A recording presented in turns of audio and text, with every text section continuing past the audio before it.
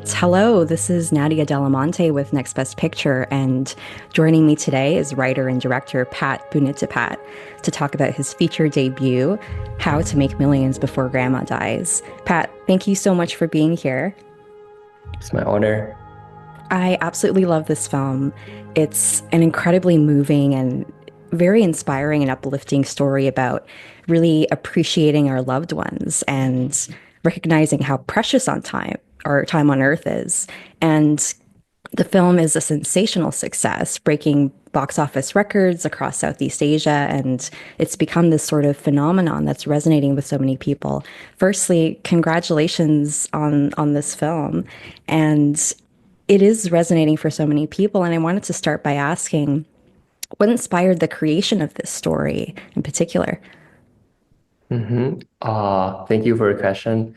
It's such a kind words, and it's all started with our scriptwriter. He wrote something about his grandmother, his late grandmother, and he sent it to the producer, and the producer read it, and they loved it.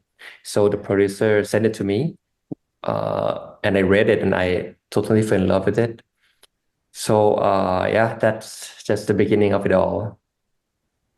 And it unfolded in such a beautiful way. Watching the family members interact with each other, it almost feels like a documentary at times because it's so naturalistic. You capture so many subtle behaviors and changes that with these characters that shift depending on who they're talking to as well. Could you talk about the process of casting for the film and what qualities were you looking for from the actors? Oh, sure. Because the film is an attempt in portraying like everyday life of a family and of a relationship. So the details that each person do in the film is really important because it's like you said, it reflects how they are, who they are, without them actually knowing that they're something sometimes do that. So the acting has to be really natural. So and I've learned from directing few TV series before that the more I try to direct my actor and actresses, they tend to be like more stiff.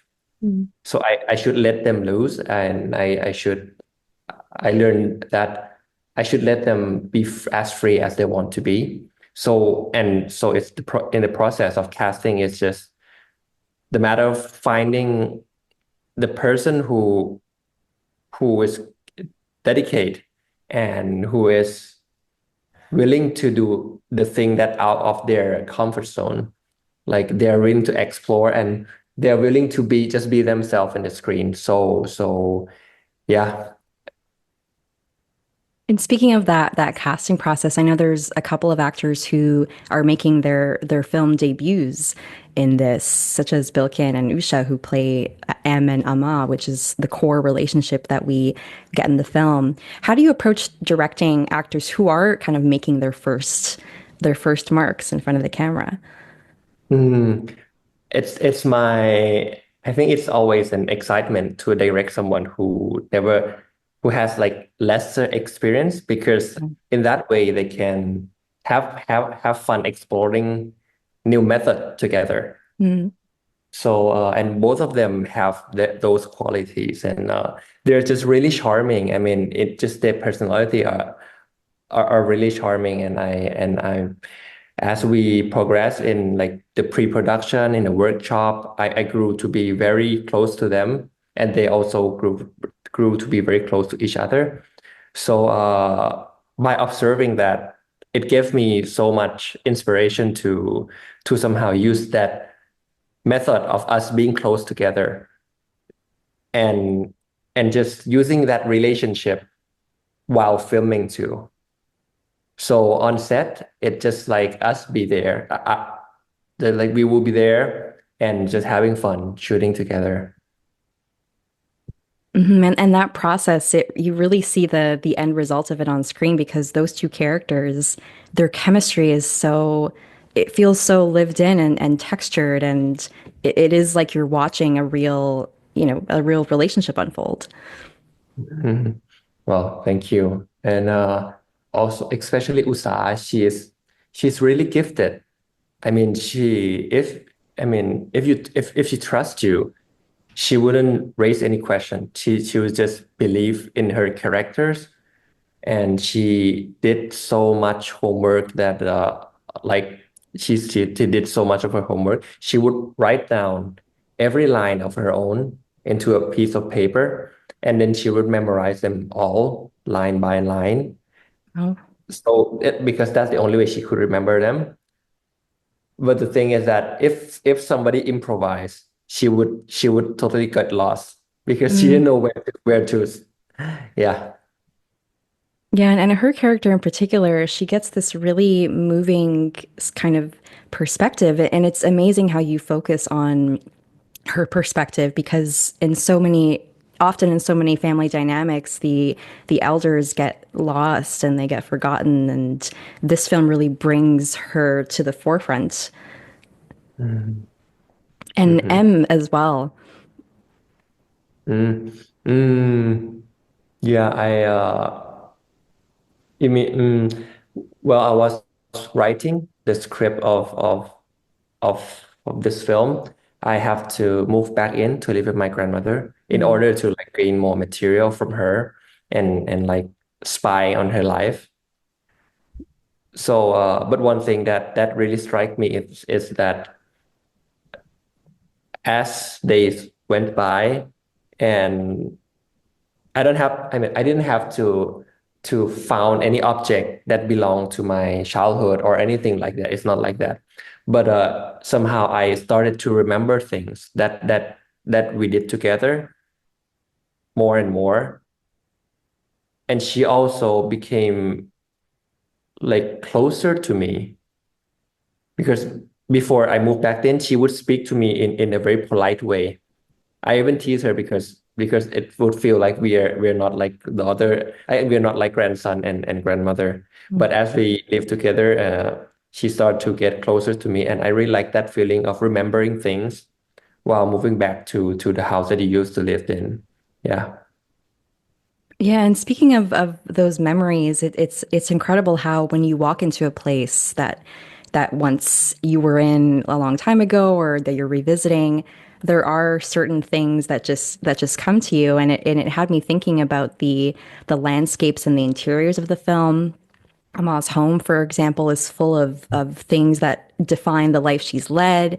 And we also get to see her day-to-day life that she's walking to the market and little details like that. And I was wondering, how was it working with the production designer and the location manager to really find the right environments to tell the story?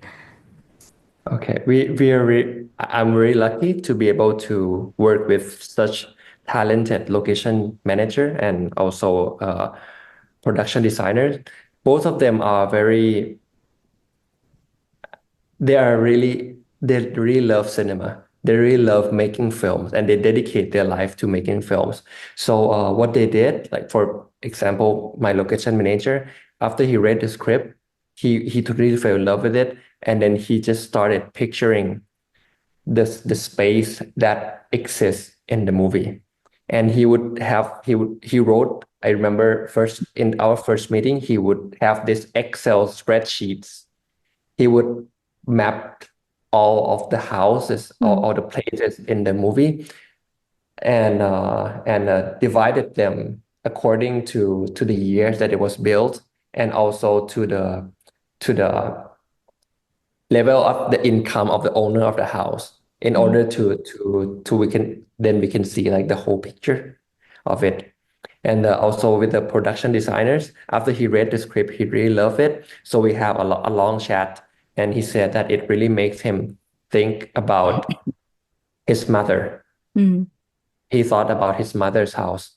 So he said that his mother have this habit of keeping everything that belonged to him since his childhood. Even Mm. she even kept like the picture of him as a small baby, and my production designer took that photo and put it in M's house Oh, also wow.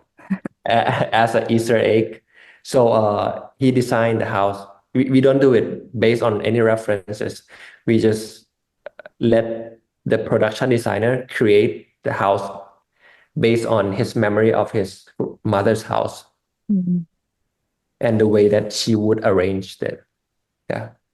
And that really speaks to the power of emotion and relationships, which is what this story is about. Oh, thank you.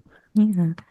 M in particular has a really interesting character arc in the film. He goes from kind of disconnection and impatience and greed to more understanding and devotion and selflessness. And it never feels rushed or forced. It's so well planned and well thought out. And I was wondering, how did you map that character's journey? Mm, mm, I think it's mm, because maybe it took such a long time in writing. Mm. So I have a chance to really like rewrite it all over and over for so many times. And in each time, I would go through each like aspect of the characters, and then in that way, we could see like his development, like because I don't know how to say this properly, but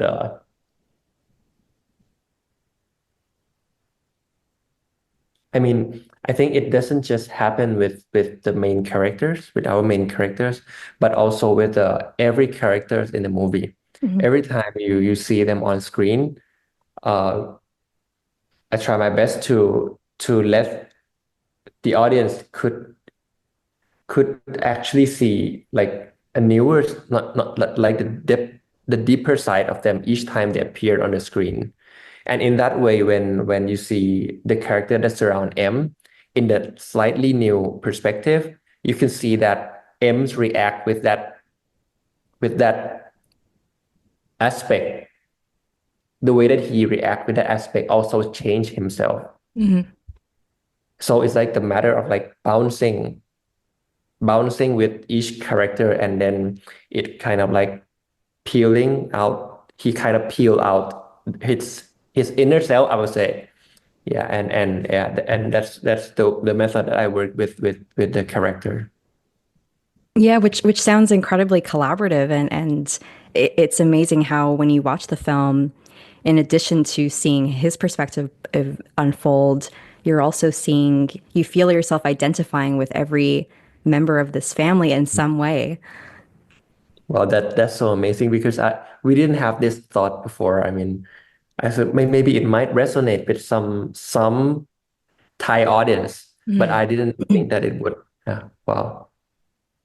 Yeah, and speaking of the audiences, the response to this film has been such a beautiful outpouring of acclaim and commercial success. And for you, seeing these audience reactions to your film, what has surprised you most about all of this and hearing Mm, how they're responding? mm, I mean, so many people shot themselves Mm. crying after watching the movie, right? Or some of them didn't cry, but I think it's such a blessing to for filmmakers nowadays to actually see your audience reaction. I mean, in that way, I have learned so much. And also, but the reaction that I have to like my hand, I mean, the best reaction that I got is from my grandmother. Mm. I took her to the premiere, and I took all of my family members to the premiere. And actually, she sleep at around 8 p.m. But the movie started at 8 p.m. and it finished at 10 p.m. And I thought, okay, if she fell asleep, it would be no surprise. But she didn't fall asleep. So after the movie ended, people were clapping, and then I rushed to her to the back because she sat in the back of the theater, and I rushed to her and I filmed her, asking her, "Oh, how do you feel about the film? How do you feel about the film?" And she was walking in her cane, and she was what? And so, how do you feel about the film? And she was like, it's just a normal film. And that reaction was like so pure. She Yeah. didn't impressed by the film or anything like that. But and the following day, when I woke up and I saw her, she came to me and she said, "It's just a normal movie." And I was like, "Oh yeah, okay." And she said, "Because her life is much harsher than this." Mm. And in that way, and she said that, and she cried a little bit. It somehow like it really reflect her character that I love so much about. Yeah. That's such a beautiful moment to share. Thank you so much for sharing that. I think, really speaks to the power of your film as well, that older generations as well who are watching can see, bits and pieces of experiences and it speaks to them quietly. And that was so beautiful. Thank you for sharing that. I know that we're reaching almost the end of our time here together, but I wanted to ask, is there anything that you're working on next that you can share with us? Whether it's a feature, another film, or if you're writing Mm-hmm. something. Okay, this is the first time, I mean, the first time ever that I'm saying this, because every time people ask me, I say that I have nothing, which is true. I have nothing in my hands, and I'm working for my family business. But now, actually, back 13 years ago, when I was graduating the university, I worked on a feature film. I mean, it was shot by me and also my friend we are all just graduates. And it's like a really tiny independent film, but the footage hasn't been edited for 13 years. And I just re-edited it. And I think I would somehow finish it like really soon. Yeah. That sounds incredible. We at Next Best Picture look forward to whatever you do next.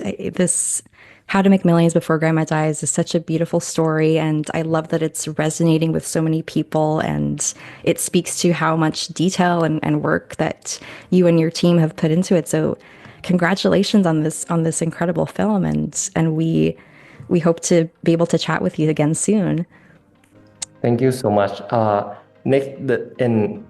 Next best picture, because we are so new to this. I mean, like to this exposure. But the website itself actually like give us a lot of encouragement. I mean, because I saw that some people like actually mention the film, and that is such, I mean, so kind to us. And thank you so much for acknowledging us, and thank you so much for having me today. And what you're doing is means a lot to us filmmakers. Thank you so much. It's our pleasure, and thank you so much for sharing that. It's really our pleasure. We'd love to have you here again. Thank you so much.